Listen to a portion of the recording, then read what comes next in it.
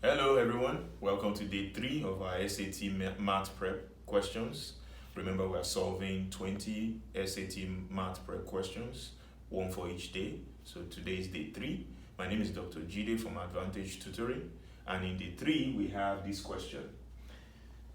The graph of the equation above is a circle.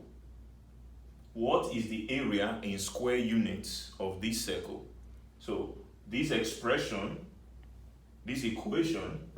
represents the graph of a circle, and the question is asking what is the area of this circle.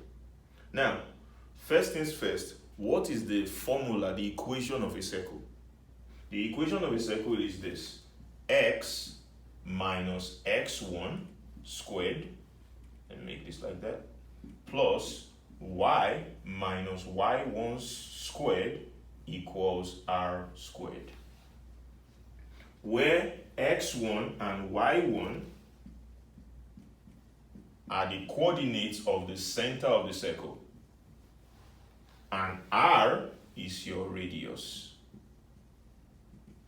And what's the formula for the area of a circle? The area of a circle is pi r squared.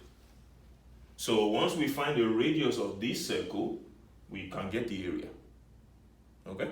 So from this equation, if we compare this with this, it tells me that r squared equals 25. So we have that r squared equals what? 25. All right? Which means that r is square root of 25, which is what? 5. So the radius of this circle with this equation is 5. So if we have the radius, then we can calculate the area. So the area becomes pi 5 squared, which is 25 pi.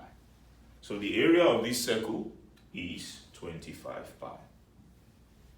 So this question is easily tackled when you know the equation of a circle.